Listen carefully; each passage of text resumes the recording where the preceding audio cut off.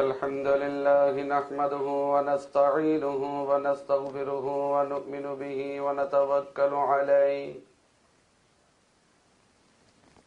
ونعوذ بالله من شرور أنفسنا ومن سيئات أعمالنا من يهده الله فلا مضل له ومن يضلله فلا هادي له ونشهد أن لا إله إلا الله وحده لا شريك له ونشهد أن سيدنا وسندنا وحبيبنا ومولانا محمدا عبده ورسوله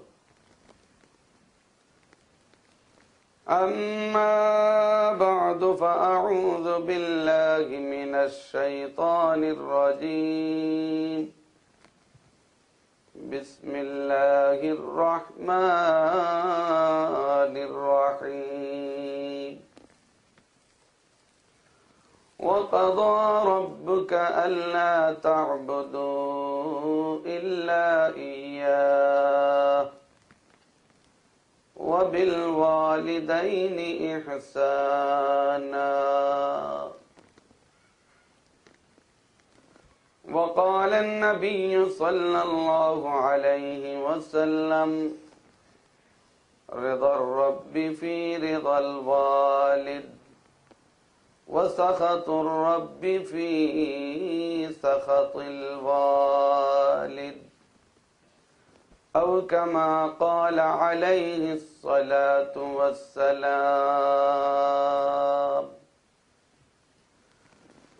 اللهم صل على محمد وعلى آل محمد كما صليت على إبراهيم وعلى آل إبراهيم إنك حميد مجيد اللهم بارك على محمد وعلى آل محمد كما باركت على إبراهيم وعلى آل إبراهيم إنك حميد مجيد يا رب صل وسلم دائما أبدا على حبيبك ونبيك خير الخلق كلهم भेजा रब मेरे दुरूद सलाम बरगुज़ीदा नबी पर अपने मुदाम बलगल उला बिकमालिही कशफत दुजा बिजमालिही हसनत जमीउ खिसालिही सल्लु अलैहि व आलिही। मुहतरम हाज़िरीन, मुरब्बियान आज़ाम, बेरादरान इस्लाम, আমার প্রাণপ্রিয় যুবক আর তরুণ ভাইয়েরা, মহান আল্লাহ জাল্লা শানুহু ওয়া আম্মা নওয়ালুহুর দরবারে লক্ষ কোটি শুকরিয়া আদায় করছি, যিনি আমাদেরকে আজকের এই মোবারক মজলিসে উপস্থিত হওয়ার তৌফিক দান করেছেন। আসুন আমরা এই জন্য সবাই শুকরিয়া আদায় করি, বলি আলহামদুলিল্লাহ। আমি পবিত্র কোরআনে কারীম থেকে একটি আয়াতের অংশ বিশেষ আপনাদের সামনে তিলাওয়াত করেছি। যারা আমাকে দাওয়াত করেছেন তারা কিছুটা ইঙ্গিত দিয়েছেন যে মা বাবার খেদমত সম্পর্কে আপনাদের সামনে আলোচনা করার জন্য। আমি এই বিষয়বস্তুটির উপর আলোচনার উদ্দেশ্যেই পবিত্র কোরআনে কারীমের সূরা বনী ইসরাইল থেকে এই আয়াতাংশটি তিলাওয়াত করেছি। এই আয়াতটির মধ্যে আল্লাহ পাক রব্বুল আলামিন বলছেন, ওয়াকাদা রাব্বুকা আল্লা তা'বুদু ইল্লা ইয়্যাহ, তোমাদের প্রতিপালক, তোমাদের রব, তিনি ফরজ করে দিয়েছেন যে একমাত্র তোমরা তারই ইবাদত করবে। ইবাদত একমাত্র আল্লাহরই করতে হবে। শুধুমাত্র আল্লাহরই ইবাদত আমরা কেন করব? জবাব একেবারেই সহজ। এই প্রশ্নের জবাব পবিত্র কোরআনের অন্য আয়াতের মধ্যে আল্লাহ নিজেই দিয়েছেন। সূরা বাকারারই এক আয়াতের মধ্যে আল্লাহ বলেছেন, ইয়া আইয়ুহান নাস উ'বুদু রাব্বাকুমুল্লাযী খালাকাকুম, হে দুনিয়ার মানুষ সকল, ইবাদত করো তোমাদের ওই রবের যিনি তোমাদেরকে সৃষ্টি করেছেন। তাহলে আমাদের সৃষ্টিকর্তা কে? আল্লাহ। যিনি আমাদেরকে সৃষ্টি করলেন, ইবাদত তার করব না তো কার করব? শুধু আমাদেরকে সৃষ্টি তিনি করেন নাই, বরং গোটা সৃষ্টি জগতের মধ্যে তিনি আমাদেরকে সবচেয়ে সুন্দর, সবচেয়ে উত্তম এবং সবচেয়ে শ্রেষ্ঠ সৃষ্টি হিসাবে তিনি আমাদেরকে সৃষ্টি করেছেন। সমস্ত মাখলুকাতের মধ্যে আমরা হইলাম আল্লাহর সর্বশ্রেষ্ঠ সৃষ্টি। শুধু সর্বশ্রেষ্ঠই নয়, বরং সমস্ত সৃষ্টি জগতের মধ্যে মানুষ হলো সর্বসুন্দর সৃষ্টি। যত মাখলুক আছে এই পৃথিবীতে, সমস্ত মাখলুকের মধ্যে মানুষ হলো সবচেয়ে বেশি সুন্দর। বিশ্বাস যদি আপনাদের না হয়, তাহলে আপনাদের এই বার্মিংহামে যে কোনো একজন মানুষ খুব কালো কুৎসিত, নাক নকশা কিছুই ঠিক নাই, এইরকম একজন অসুন্দর কালো কুৎসিত মানুষকে নিয়ে যদি আপনি পাশের কোনো জু বা চিড়িয়াখানা যদি থাকে, সেখানে চলে যান, আপনাদের এই বার্মিংহামের সবচেয়ে অসুন্দর মানুষটাকে নিয়ে আপনি চিড়িয়াখানার বানরের খাঁচার সামনে যান, নিয়ে মানুষটাকে দাঁড় করান, একবার এই মানুষটার দিকে তাকান আর আরেকবার বানরের দিকে তাকান। খুদার কসম, আপনি সাক্ষী দিতে বাধ্য হবেন এই বানরের চেয়ে বার্মিংহামের সবচেয়ে অসুন্দর মানুষটা বেশি সুন্দর। বিশ্বাস হয় আপনাদের?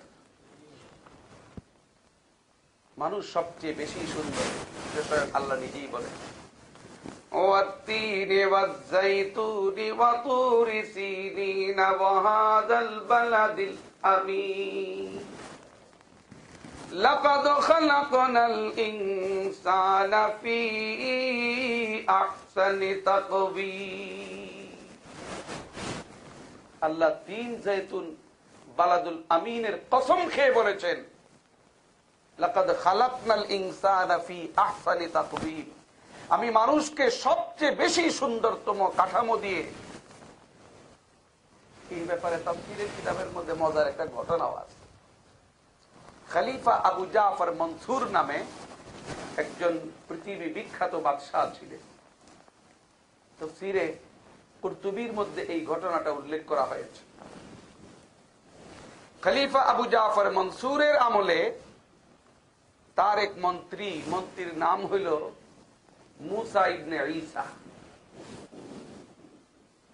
তো এই মুসা ইবনে ঈসা নামক মন্ত্রী একদিন পূর্ণিমার চাঁদের রাতে তার সুন্দরী স্ত্রীকে নিয়ে ঘরের ছাদের উপরে বসে বসে খুশ গল্পে লিপ্ত।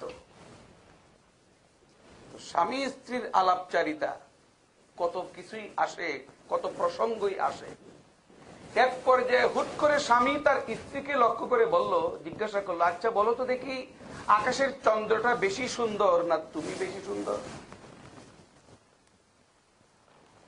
স্ত্রী জবাব দিল, আমি বেশি সুন্দর। স্বামী আবার জিজ্ঞাসা করলো, ভালো করে বুঝে শুনে জবাব দাও, তুমি বেশি সুন্দর না আকাশের চন্দ্রটা বেশি সুন্দর? স্ত্রী দ্বিতীয়বারও জবাব দিল, আমি বেশি সুন্দর। তৃতীয়বারের সময় স্বামী বলল, শোনো, ইল্লাম তাকুনি আহসানু মিনাল কামার ফাআনতা তালিকুন সালাসা। আকাশের চন্দ্রের চেয়ে যদি তুমি বেশি সুন্দর না হও, তাহলে তুমি 3 তালাক।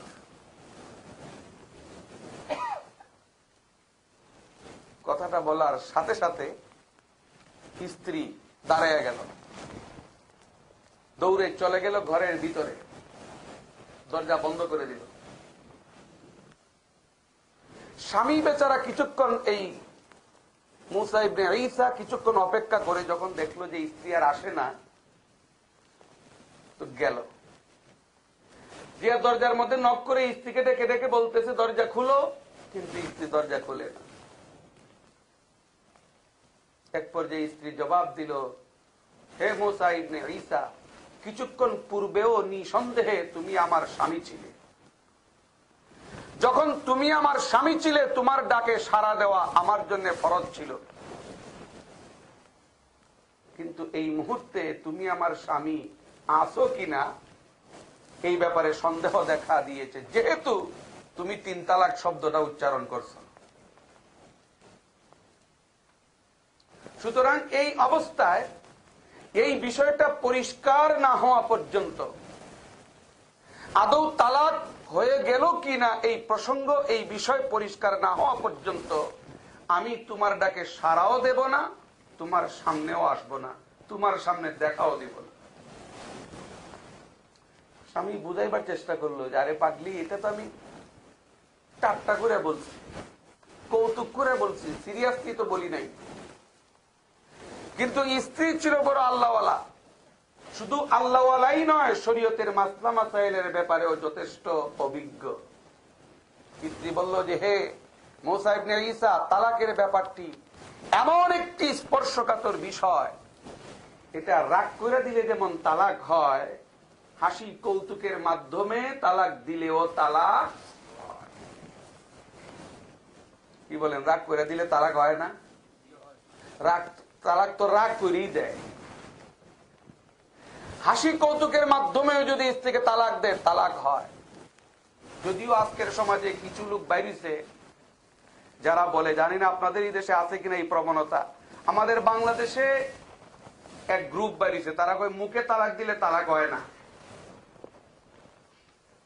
তালাক নাকি লিখিত দিতে হয়। একদল বাইরেছে, কাজীর মাধ্যমে, কোর্টের মাধ্যমে দিতে হয়, বিভিন্ন কথা। কিন্তু আহলে সুন্নাত ওয়াল জামাতের আকীদা এবং বিশ্বাস, উলামায়ে হাক্কানির মত, তারা মুখে দিলেও তালাক হয়। স্ত্রী কয় না, তুমি আগে উলামায়ে কেরামের কাছ থেকে ফতোয়া নিয়ে আসো। উলামায়ে কেরাম যদি ফতোয়া দেন যে আমি এখনো তোমার স্ত্রী আছি, তাহলে আমি তোমার ডাকে সাড়া দেব, আগে ফতোয়া নিয়ে আসো। মুসা ইবনে ঈসা অনেকক্ষণ পর্যন্ত স্ত্রীকে অনুনয় বিনয় করলো, স্ত্রী তো আর আসে না। সারা রাত নির্ঘুম কাটাইয়া সকাল বেলা খলিফা আবু জাফর মনসুরের দরবারে মুসা ইবনে ঈসা গিয়া উপস্থিত। খলিফা আবু জাফর মনসুর এমন একজন খলিফা ছিলেন, তিনি খলিফা হলেও তার দরবারে উলামায়ে কেরামের যাতায়াত ছিল, উলামায়ে কেরামের সাথে তার সম্পর্ক ছিল। উলামায়ে কেরামও তার কাছে মাঝে মধ্যে গিয়ে বসতেন, এলেমের মজলিস হতো বিভিন্ন সময়, বড় বড় উলামায়ে কেরাম তার দরবারে মাঝে মধ্যে যাতায়াত করতেন। তো মুসা ইবনে ঈসা খলিফা আবু জাফর মনসুরকে গিয়ে বলল, বাদশাহ জাহাপনা, আমি তো রাত্রে এই কাম করে ফেলেছি, এখন দয়া করে আপনি ফতোয়া দেন, আমার স্ত্রী তালাক হয়ে গেল কিনা, আমার স্ত্রী এখনো পর্যন্ত আমার স্ত্রী আছে কিনা, বিষয়টা আমাকে একটু পরিষ্কার করুন। খলিফা আবু জাফর মনসুর পরিষ্কার জবাব দিলেন, দেখো আমি দেশের খলিফা হতে পারি, আমি বাদশাহ হতে পারি, কিন্তু ফতোয়া দেবার অধিকার আমার নাই। ফতোয়া দিবার অধিকার একমাত্র উলামায়ে কেরাম, ঠিক কিনা? ম্যাজিস্ট্রেট ফতোয়া দিবার অধিকার রাখেন না, ডিসি ফতোয়া দেবার অধিকার নাই, হাইকোর্টের বিচারকের ফতোয়া দেবার অধিকার নাই।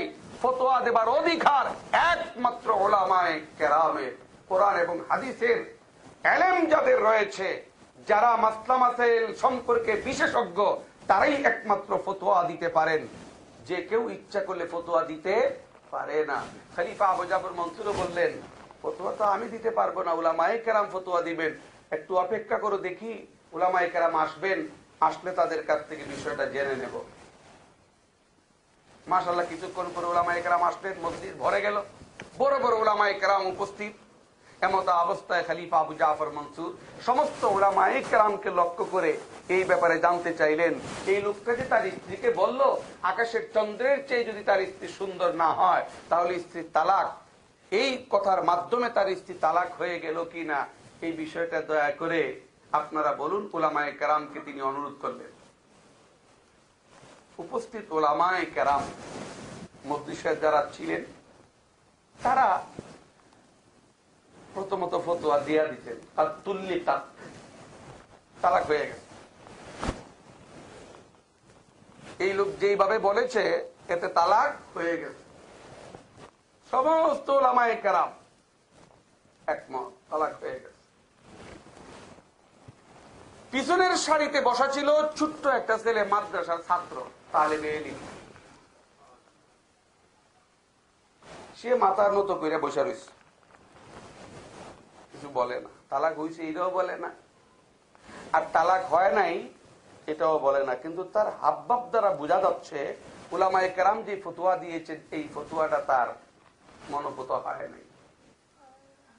তো সে নীরব বসে। খলিফার কিন্তু দৃষ্টি পড়ছে ওই ছেলেটার প্রতি। সবাই ফতোয়া দিল তালাক হয়ে গেছে, আর ছেলেটা মাথা নত করে বসে রইল। ঘটনা তিনি জিজ্ঞাসা করলেন ছেলেটাকে, তোমার মতামত কি?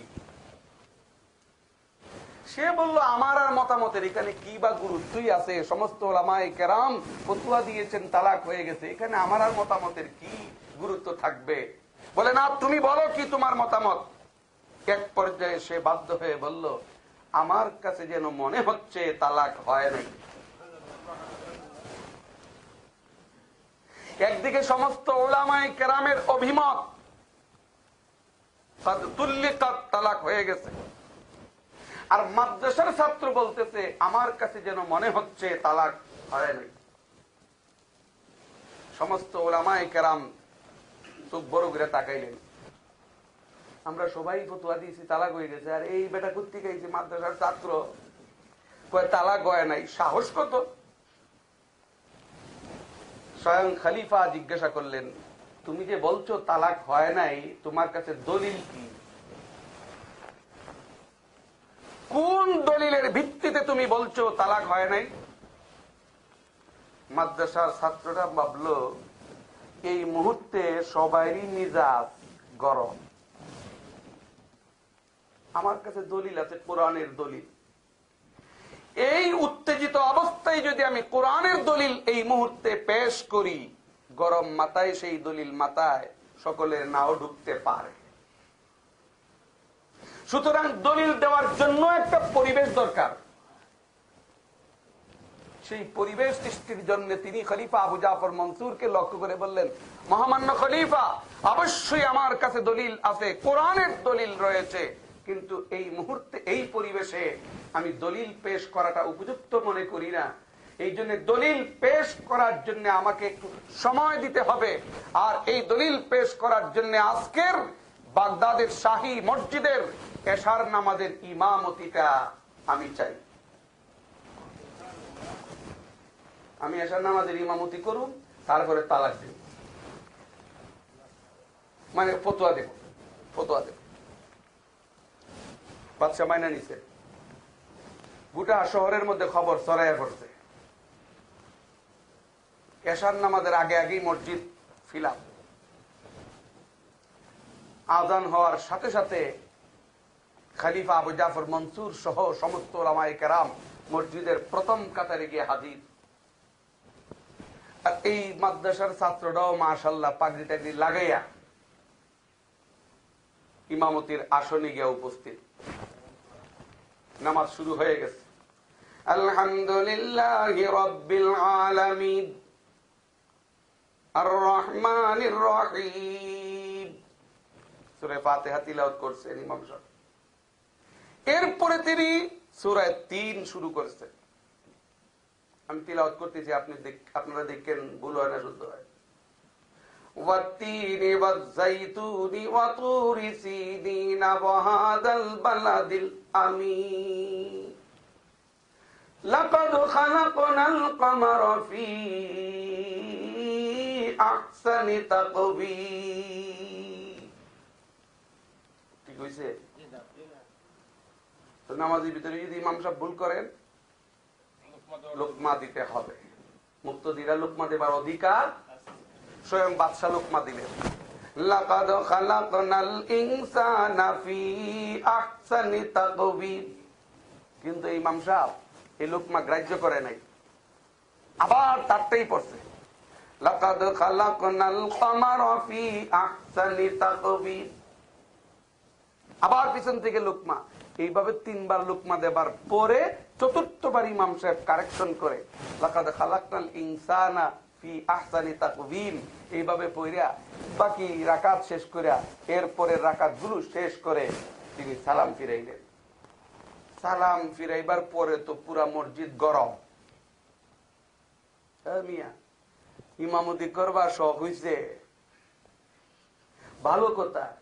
সূরা ৩ ভালো করে মুখস্থ নাই তো এই সূরা পড় দর্শকা। আর দল্লাই যখন এতবার লুকমা দিতে হইল কেন? সে সাথে বলল সবাই এখন সুন্নত বিধির পরেন, অবশ্যই আমি জবাব দেব। যাক, নামাজ শেষ, সবাই বসছে। স্বয়ং খলিফা জিজ্ঞাসা করলেন, নামাজের ভিতরে লুকমা ৩ বার দিতে হইল কেন তোমাকে? ছেলেরা তখন জিজ্ঞাসা করলো সবাইকে লক্ষ্য করে, আচ্ছা আমার ভুলটা হয়েছিল কোথায়? তখন কেউ এখনো তোমার ভুল ধরা পড়ে নাই। তুমি বলতেছিলে লাকাদ খালাকনাল কামারা ফি আহসানি তাকবীর। তো সে বলল যে আমি ভুল করলাম কই? লাকাদ খালাকনাল কামারা ফি আহসানি তাকবীর এটা ঠিক না? বলে না, কোরআনের মধ্যে আছে লাকাদ খালাকনাল ইনসানা ফি আহসানি তাকওয়িম। ছেলেরা জিজ্ঞাসা করলো আমি যা পড়ছিলাম তার অর্থ কি, আর আপনারা যা বলতেছেন তার অর্থ কি? এইবার কেউ কেউ অর্থ করলেন, তুমি যা পড়তেছিলে তার অর্থ ছিল এই যে আল্লাহ কসম খেয়ে বলতেছেন আল্লাহ চন্দ্রকে বেশি সুন্দর করে বানাইছেন। সে বলল তাহলে কি আমার কথা ঠিক নয়? বলে না, আল্লাহ নিজে বলেছেন লাকাদ খালাকনাল ইনসানা ফি আহসানি তাকওয়িম। আল্লাহ মানুষকে সবচেয়ে বেশি সুন্দর করে সৃষ্টি করেছেন। এইবার সে দাঁড়াইল, যদি তাই হয়, আল্লাহ যদি কোরআনে বলে থাকেন মানুষ সবচেয়ে বেশি সুন্দর, ওই বেটা তার স্ত্রীকে বলেছিল আকাশের চন্দ্রের চেয়ে যদি তুমি বেশি সুন্দর না হও তাহলে তুমি তালাক। তো আপনাদের কথা দ্বারাই বোঝা যাচ্ছে কোরআনের বক্তব্য হচ্ছে মানুষ সবচেয়ে বেশি সুন্দর। তো মানুষ যদি সবচেয়ে বেশি সুন্দরী হয়ে থাকবে তাহলে তার স্ত্রী তালাক হবে কেন? আমার প্রাণের ভাইরা, মূলতই আল্লাহ পাক রব্বুল আলামিন মানুষকে সবচেয়ে বেশি সুন্দর করে সৃষ্টি করেছেন। সুতরাং যেই আল্লাহ আমাদের সৃষ্টিকর্তা, যেই মাবুদ আমাদেরকে সবচেয়ে বেশি সুন্দর করে সৃষ্টি করেছেন, ইবাদত তারই করতে হবে, ঠিক না বেঠিক? এই জন্য আল্লাহ পাক রব্বুল আলামিন বলে ওয়াকাযা রাব্বুকা আল্লা তা'বুদু ইল্লা ইয়্যাহ, একমাত্র আল্লাহর ইবাদত করা তোমাদের জন্য তোমাদের প্রতিপালক ফরজ করে দিয়েছেন। ওয়া বিল ওয়ালিদাইনি ইহসানা, আর মা বাবার সাথে সদাচরণ নম্র ব্যবহার করাও আল্লাহ তোমাদের জন্য ফরজ করে দিয়েছেন।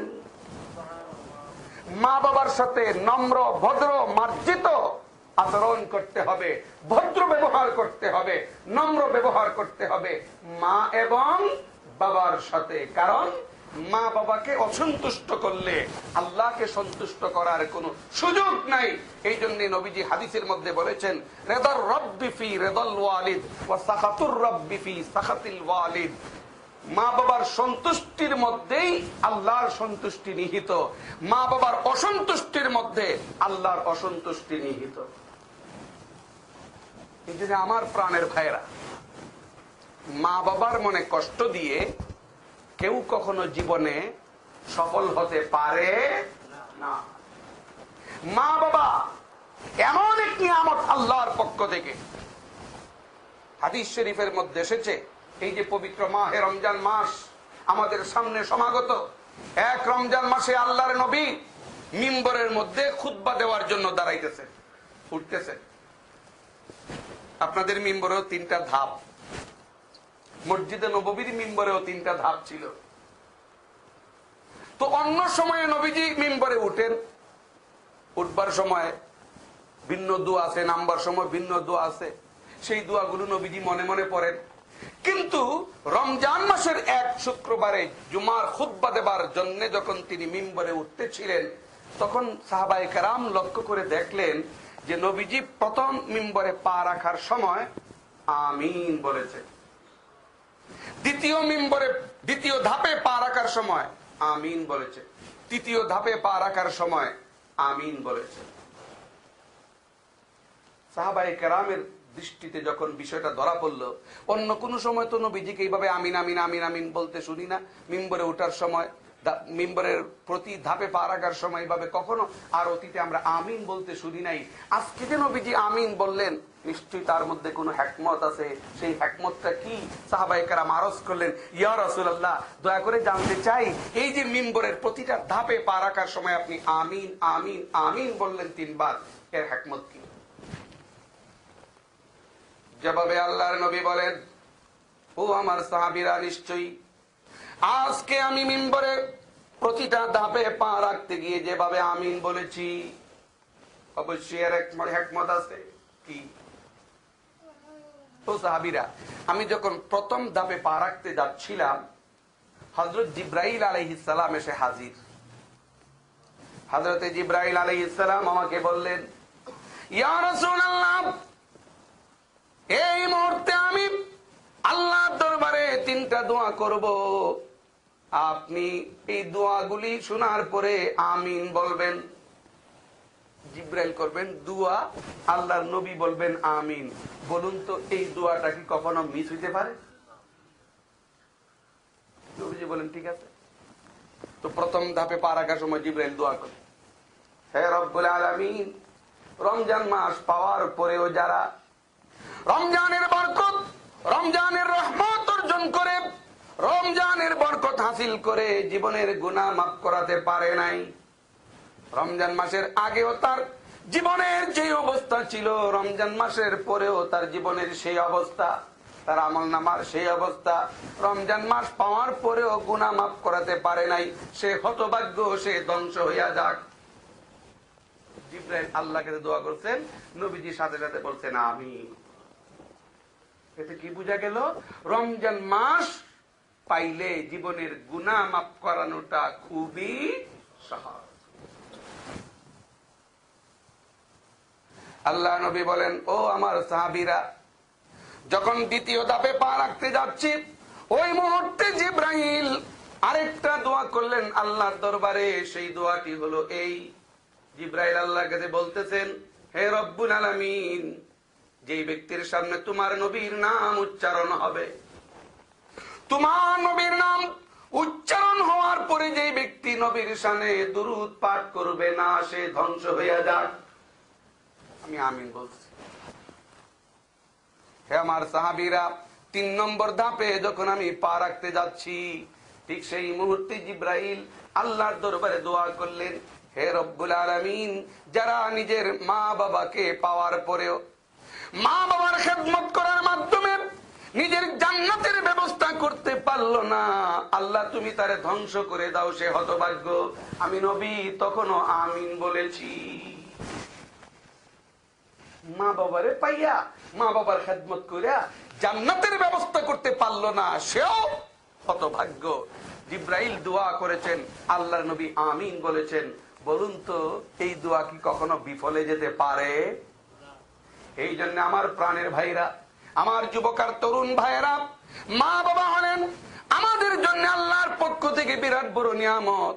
জীবনে যদি সফলতা অর্জন করতে চাই, মা বাবার খেদমত করতে হবে, মা বাবার সেবা শুশ্রূষা করতে হবে, মা বাবার লুক আফটার করতে হবে, মা বাবার দেখাশোনা করতে হবে, মা বাবার হাজতের দিকে লক্ষ্য রাখতে হবে, তাদের চাহিদার দিকে লক্ষ্য রাখতে হবে, তারা যে সমস্ত নির্দেশ করেন সেই নির্দেশগুলো পালন করতে হবে। যদি মা বাবার খেদমত করাইয়া নিজের জন্য যদি দোয়া করাইয়া নিতে পারি, মা বাবার দোয়া কেমনে কবুল হয় আর মা বাবার বদদুয়া সন্তানের উপরে কিভাবে আসর করে, দুইটা দৃষ্টান্ত দিয়া আমার আলোচনা মোটামুটি আজকের জন্য শেষ।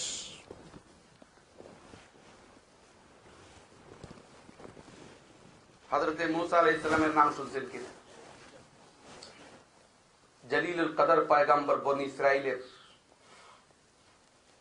হযরতে মূসা আলাইহিস সালাম আল্লাহর কাছে একদিন আরজ করলেন, হে রব্বুল আলামিন, শুনেছি জান্নাতের মধ্যে নাকি প্রত্যেক পয়গম্বরেরই একজন করে সাথী হবে, স্পেশালি একজন সাথী প্রত্যেক পয়গম্বরই জান্নাতের মধ্যে পাবেন।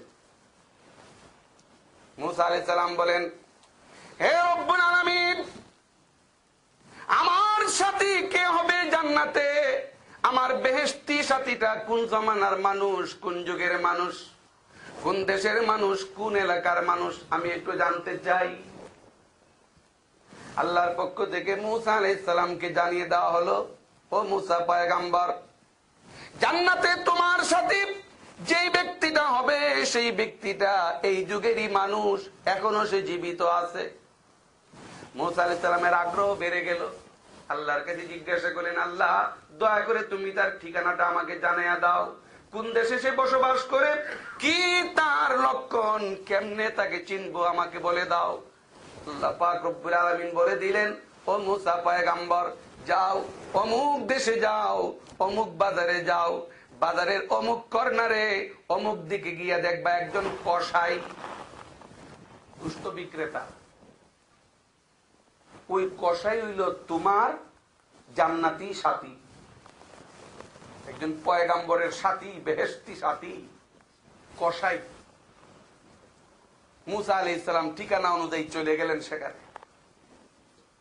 দূর থেকে কিছুক্ষণ মার্ক করলেন, অনেকক্ষণ দেখিয়া বিকেল বেলা যখন কসাই তার গোশত বিক্রি করা শেষ, কিছু গোশত বাকি রইছে, এই গোশতটারে টুকরা টুকরা কুচি কুচি করছে, পুরা থলের ভিতরে ভরছে, বাড়ির দিকে রওনা দিয়া দিবে। এমন সব মূসা আলাইহিস সালাম সামনে গিয়ে হাজির, সালাম দিয়া বললেন, ভাই আমি একজন মুসাফির, আপনি কি আজকে আমার মেহমানদারিটা আপনি করতে পারেন? দয়া করি কি আপনার বাড়িতে আমাকে একটু আশ্রয় দিতে পারেন? মূসা আলাইহিস সালামের উদ্দেশ্য হইল, এই বেটারে বাজারে খালি গোশত বিক্রি করতে দেখলাম, কিন্তু আরো খবর নেওয়া দরকার, কোন আমলের বরকতে আল্লাহ পাক রব্বুল আলামিন তারে জান্নাতে আমার সাথী বানাইলেন, বিষয়টা একটু দেখা দরকার। মূসা আলাইহিস সালাম যখন তাকে অনুরোধ করলেন, সে বলল, আলহামদুলিল্লাহ, আপনি আমার মেহমান হবেন, এটা তো আমার ভাগ্য, এটা আমার সৌভাগ্য, চলুন। মূসা আলাইহিস সালামকে সাথে করে নিয়ে গেল বাড়িতে। বাড়িতে নিয়ে গিয়া মূসা বসাইয়া রাখলো, বলে আপনি বসুন, আমি খাবার দাবার আয়োজন করি। তো ওই গোশত নিছিল পাকশাক কইরা, এরপরে একসাথে মূসা আলাইহিস সালামকে নিয়ে সে খেতে বসেছে। খেতে বসার সময় 500 থেকে একটা ওই ছোট্ট বাচ্চাদের দোলনা, ওই যে দোলনা আছে, এরকম একটা দোলনা জাতীয় নিয়ে আসলো কাছে। মূসা আলাইহিস সালামের সাথে একসাথে খেতে বসছে। মূসা আলাইহিস সালাম লক্ষ্য করে দেখলেন যে লোকটা কসাই এক লোকমা নিজে খায়, আর ফাঁকি দিয়া ছোট্ট ছোট্ট দুইটা লোকমা ওই দোলনার মধ্যে যেন কার মুখে দেয়। মূসা আলাইহিস সালামের মনে একটু প্রশ্ন দেখা দিল, এই দোলনার মধ্যে কারে খাওয়া? ভদ্রতার খাতিরে জিজ্ঞাসাও করতে পারতেছেন না মূসা আলাইহিস সালাম, উঠকে দেখতেও পারতেছেন না। এর মধ্যে এক ব্যক্তি আইসা এই কসাইয়ের বাড়ির দরজার মধ্যে কসাইয়ের নাম ধরে ধরে ডাকতেছে। তো কসাই মূসা আলাইহিস সালামকে বলল, আপনি দয়া করে খেতে থাকুন, আমি দেখে আসি কে আমাকে ডাকে। উঠিয়া গেছে। আর এই ফাঁকে মুসা আলাইহিস সালাম উঠিয়া দুলনার মধ্যে উকি দিয়ে দেখবার চেষ্টা করলেন এর ভিতরে কারা। মুসা আলাইহিস সালাম তাকায়া দেখেন দোলনার ভিতরে বুড়া আর বুড়ি দুইজন মানুষ। বুড়া ওইতে ওইতে ওইতে একবারে ফাঁকির বাচ্চার মতো হয়ে গেছে। এরা আসলে কসাইর মা এবং বাবা। এদের মুখে লুকমা দেয় এই কসাই। মুসা আলাইহিস সালাম দেখার সাথে সাথে মুসা আলাইহিস সালাম তাকাইয়া দেখেন মুসা আলাইহিস সালামের দিকে ওরা একবার তাকাইয়াই একবার ঢুলিয়া পড়ে গেছে। মুসা আলাইহিস সালাম বুঝতে পারলেন ওরা মনে হয় মারাই গেছে। ভয় পেয়ে গেলেন। মুসা আলাইহিস সালাম চলে আসে নিজের স্থানে বসে আবার খেতে বসলেন। আসছে কসাই। কসাই আইসা যখন লুকমা একটা নিজের মুখে দিয়ে বাকি দুই লুকমা দুলনার ভিতরে দিতে চাইলো, এখন দেখা যায় দুলনার ভিতর থেকে লুকমা আর গ্রহণ করে না। তাকে দেখে তার মা বাবা মারা গেছে। তখনই কসাই লোকটা হযরত মুসা আলাইহিস সালামের দিকে চোখ বড় বড় করে তাকাইছে। তাকে জিজ্ঞাসা করে, আপনি কি বনি ইসরাইলের পয়গম্বর মুসা আলাইহিস সালাম? মুসা আলাইহিস সালাম কিন্তু তার পরিচয় দেন নাই। কিন্তু কসাই লোকটা বলতেছে, আপনি কি বনি ইসরাইলের পয়গম্বর মুসা আলাইহিস সালাম? হযরতে মুসা আলাইহিস সালাম বলেন, আমি যে মুসা পয়গম্বর এই কথাটা তোমাকে কে বলল? আমি তো আমার পরিচয় তোমাকে দেই নাই। কি করে জানতে পারলে, বুঝতে পারলে আমি যে মুসা পয়গম্বর? তখন সেই কসাই লোকটা বলতেছে, ও মুসা পয়গম্বর শুনেন, এই যে দোলনাটা দেখতেছেন, এই দোলনার ভিতরে ছিলেন আমার মা এবং বাবা। বয়সের ভারে তারা একেবারে দুর্বল হতে হতে পাখির বাচ্চার মতো হয়ে পড়েছেন। আমি এদের দেখাশোনা করি। বাজার থেকে আসার সময় আমি এদের জন্য গোশত নিয়ে আসি, নিজের হাতে পাকাই, এরপরে এদেরকে খাওয়াই। খাওয়ানোর পরে তারা আল্লাহর শুকরিয়া আদায় করে আল্লাহর কাছে দুইটা দোয়া করেন। আমার মা বাবা মা এবং বাবা দুইটা দোয়া করেন আল্লাহর কাছে। এক নম্বরে তারা আমার জন্য দোয়া করেন। আমার জন্য দোয়া করতে গিয়ে তারা আল্লাহর কাছে প্রতিদিন বলেন, আল্লাহ আমাদের কলিজার টুকরা সন্তান প্রতিদিন আমাদেরকে এই অসহায় অবস্থায় যেইভাবে খাওয়ায়, তার প্রতি আমরা সন্তুষ্ট। আল্লাহ তোমার কাছে দোয়া করি, আমাদের এই সন্তানকে, এই ছেলেকে তুমি মুসা আলাইহিস সালামের সাথে জান্নাতি বানাইও। এই দোয়াটা আমার মা বাবা করে। হে মুসা পয়গম্বর, দ্বিতীয় নম্বরে আরেকটা দোয়া মা বাবা করেন, আল্লাহ আমাদেরকে মুসা আলাইহিস সালামের সাথে সাক্ষাৎ না করাইয়া তুমি এই দুনিয়া থেকে আমাদেরকে বিদায় দিও না। হে মুসা আলাইহিস সালাম, আমার মা বাবার, আমার দৃঢ় বিশ্বাস, আমার মা বাবার দোয়া অন্তত আমার বেলায় কবুল না হইলেও তাদের বেলায় কবুল হয়েছে। তারা যে আল্লাহর কাছে দোয়া করেছিলেন মুসা আলাইহিস সালামের সাক্ষাৎ না পেয়ে যেন তারা মৃত্যুবরণ না করেন, আজকে তারা মৃত্যুবরণ করেছেন তোমাকে দেখার পরপরই। সুতরাং আমার দৃঢ় বিশ্বাস তুমি মুসা পয়গম্বর ছাড়া আর কেউ নও। সুতরাং সত্যি করে বলো, তুমি কি মুসা পয়গম্বর? হযরত মুসা আলাইহিস সালাম স্বীকার করে নিলেন, আল্লাহর বান্দা ঠিকই বলেছো, আমি বনি ইসরাইলের পয়গম্বর মুসা আলাইহিস সালাম।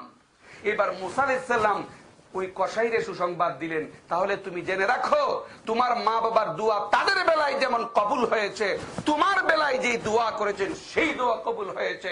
আল্লাহ পাক রব্বুল আলামিন ওহীর মাধ্যমে আমাকে জানাইয়া দিয়েছেন তুমি হবে বেহেশতে আমার সাথী। দেখলেন মা বাবার দোয়া কিভাবে কবুল হয় সন্তানের বেলায়, আর মা বাবার বদ্ধ সন্তানের বেলায় কখনো মিস হয় না। তার একটা উদাহরণ দেই। বনি ইসরায়েলের একজন আবেদ ছিলেন, বহুত বড় আবেদ, জুরায়েজ। হাদিসের মধ্যে তার ঘটনা আছে। এই জুরায়েজ জঙ্গলের মধ্যে নিরিবিলি পরিবেশে একটা খানকা বানাইয়া আল্লাহ বিল্লাহ করতে। একদিন তার মা গেছেন বাড়ি থেকে, গ্রাম থেকে। জুরায়েজ তখন নফল নামাজে লিপ্ত, নফল নামাজ পড়তেছে। এমন সময় মা গিয়া জুরায়েজের দরজার মধ্যে, ইয়া জুরায়েজ ইফতাহিল বাব, ইয়া জুরায়েজ ইফতাহিল বাব, ও জুরায়েজ দরজা খুলো, ইয়া ও জুরায়েজ দরজা খুলো ডাকতেছেন মা। জুরায়েজ নামাজে দাঁড়াইয়া দাঁড়াইয়া মায়ের ডাক শুনতেছে, আমার মা ডাকতেছে। এখন জুরায়েদ মনে মনে চিন্তা করতে লাগলো যে আমার মা একদিকে ডাকতেছেন, অন্যদিকে আমি নামাজে, যদি মায়ের ডাকে সাড়া দেই নামাজ ছেড়ে দিতে হয়, আর নামাজ ঠিক রাখলে মা কতক্ষণ দেখে হয়তো নিরাশ হয়ে চলে যাবেন, কি করা যায়? এই ব্যাপারে আমার যুবক ভাইদের দৃষ্টি আকর্ষণ করে বলতে চাই, এই ব্যাপারে মাসআলা হইল, নফল নামাজে যদি সন্তান দাঁড়ায় আর এই অবস্থায় যদি মা বাবা ডাক দেয়, তাহলে নামাজ ছেড়ে দিয়েই মা বাবার ডাকে সাড়া দেওয়া উচিত। কিন্তু এই মাসলা জুরায়েদের জানা ছিল না। তিনি নামাজের ভিতরেই কিয়াস করলেন, কি করতে পারি এই মুহূর্তে। শেষ পর্যন্ত সিদ্ধান্ত নিলেন, না আমি নামাজই পড়ি। তো তিনি তার নামাজে দাঁড়িয়েছেন, মা কতক্ষণ ডেকে এক পর্যায়ে বিরক্ত হইয়া চলে গেছেন রিটার্ন। দ্বিতীয় দিনও একই অবস্থা, মা এসে ডাকতেছেন জুরায়েদ নামাজে, জুরায়েদ নামাজ ভাঙ্গেও নাই, মায়ের ডাকে সাড়া দেয় নাই, মা ডেকে ডেকে চলে গেছেন।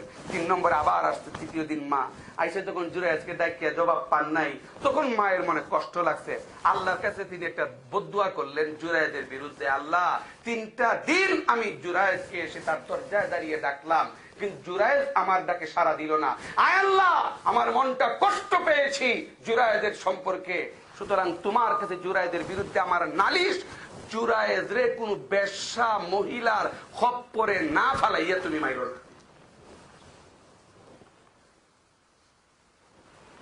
দোয়া দেখেন মায়ের মা বাবার দোয়া কিভাবে আল্লাহর দরবার কবুল হয়। জুরায়েদ তো ছিলেন খানকার মধ্যে, জঙ্গলে বসে বসে তিনি আল্লাহর জ্ঞানে মগ্ন, কারোর সাথে কোনো সম্পর্ক নাই।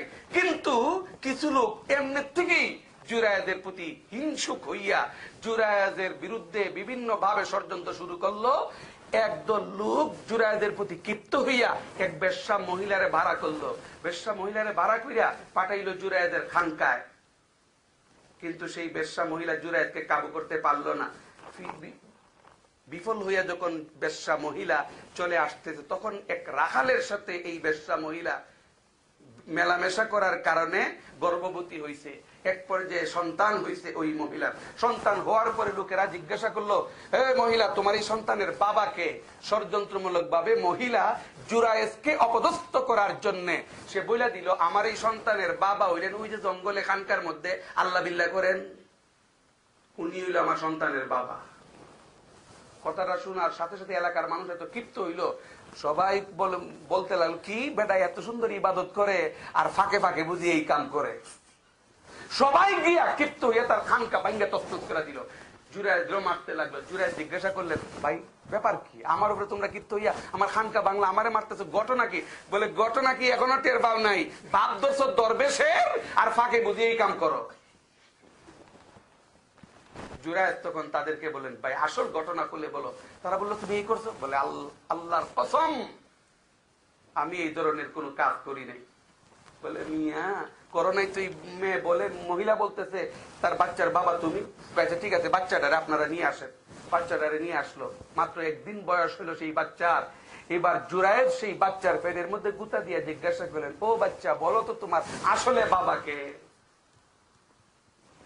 এইবার সেই বাচ্চাটা 1 দিন যার বয়স, সে পরিষ্কার একজন বুদ্ধিমান মানুষের মতো জবাব দিল, আমার বাবা এই জুরায়েদ নয়, বরং জুরায়েদের বিরুদ্ধে একটা পরিকল্পিত ষড়যন্ত্র হিসাবে আমার মা এই ব্যক্তির নাম বলেছে। প্রকৃতপক্ষে আমার জন্মদাতা আমার বাবা হইল অমুক রাখা। দেখছেন মা বাবার বদদুয়া কেমনে কবুল হয়? এই জন্য রেদার রাব্বি ফি রেদাল ওয়ালিদ ওয়া সাখাতুর রাব্বি ফি সাখাতিল ওয়ালিদ। আজকে আমরা মা বাবাকে কষ্ট দিই, মা বাবার সাথে রূঢ় ব্যবহার করি, তিক্ত ব্যবহার করি। এগুলো কিন্তু আমাদের জন্য অত্যন্ত ক্ষতিকর।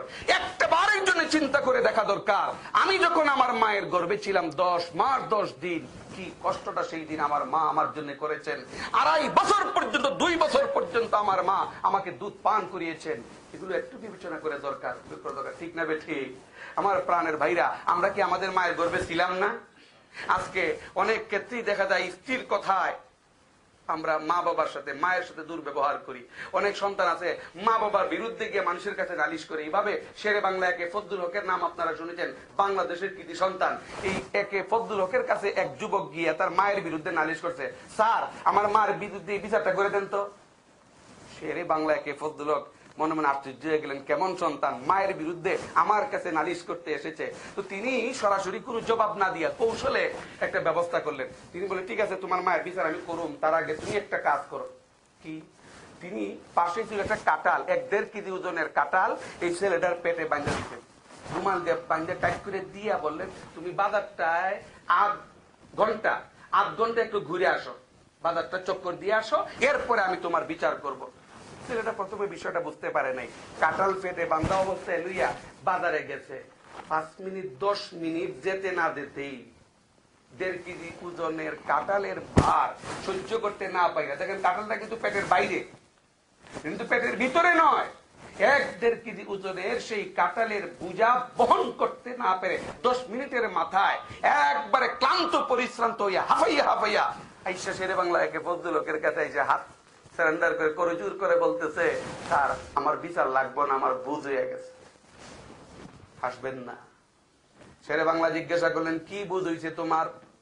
ছেলেটি বলতেছে, ও শেরে বাংলা ফজলুল হক, আপনি কৌশলের মাধ্যমে আমাকে যে বিষয়ের ইঙ্গিত করেছেন, আমি কাঁঠালের বোঝা সহ্য করতে পারলাম না মাত্র 10 মিনিট।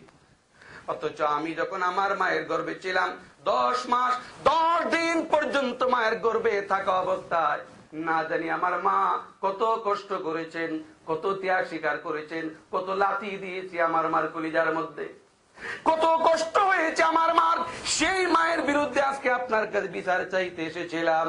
আপনি কৌশলে বুঝাইয়া দিচ্ছেন যে মা তোমার জন্য এত কষ্ট করলো, তার বিরুদ্ধে তুমি সন্তান কখনো বিচার প্রার্থী হতে পারো না।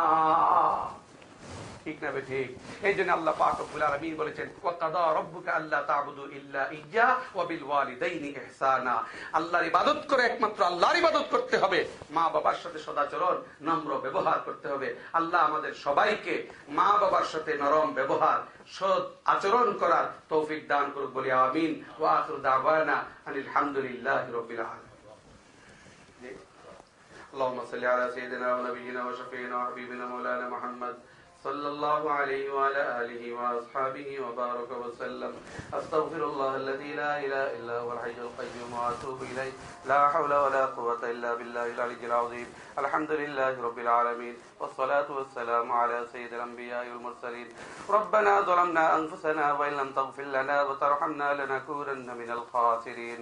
আয় রব্বুল আলামিন, আয় আল্লাহ অনেক মুরব্বিয়ানকে সাথে নিয়ে, আয় আল্লাহ তোমার নেককার পরহেজগার বান্দাদেরকে সাথে নিয়ে, উলামায়ে কেরামকে সাথে নিয়ে, আয় আল্লাহ তরুণ যুবকদেরকে সাথে নিয়ে তোমার দরবারে হাত তুলেছি। মা বাবার খেদমত সম্পর্কে সংক্ষিপ্তভাবে কিছু আলোচনা করলাম। আয় আল্লাহ আমাদের যাদেরকে তুমি আয় আল্লাহ মা বাবা নামক নিয়ামত এখনো আমাদের জন্য আমাদের উপরে রেখেছো, আল্লাহ তাদেরকে তুমি হায়াতে তাইয়্যিবা দান করো। আয় আল্লাহ তাদের খেদমত সেবা শুশ্রূষার মাধ্যমে তুমি আমাদের সকলকে জান্নাতের ব্যবস্থা নিশ্চিত করার তৌফিক দাও। আয় আল্লাহ যারা মা বাবার মনে কষ্ট দিয়েছি, আল্লাহ তাদের পায়ে পড়ে ক্ষমা চেয়ে তাদেরকে সন্তুষ্ট করে নেবার তৌফিক দান করো। আয় আল্লাহ মা বাবার কবরকে জান্নাতের বাগান বানায়া দাও। আয় আল্লাহ তাদের কবরের অন্ধকার তুমি দূর করে দাও। আল্লাহ তুমি তাদের প্রতি রাজি খুশি হইয়া যাও। আজকের এই মোনাজাতে যারা যে নিয়তে হাত তুলেছেন সকলের দিলি নেক মাকাসিদ তুমি পূর্ণ করে দাও। অসুস্থ যারা আছেন তাদেরকে তুমি শিফায়ে আজিলা কামিলা নসিব করো। আল্লাহ আমাদের সকলকে তুমি ঈমানের সাথে এই দুনিয়া থেকে বিদায় হওয়ার তৌফিক দাও। সুবহান রাব্বিকা রাব্বিল ইজ্জাতি আম্মা ইয়াসিফুন ওয়া সালামুন আলাল মুরসালিন والحمد لله رب العالمين برحمتك يا أرحم الراحمين.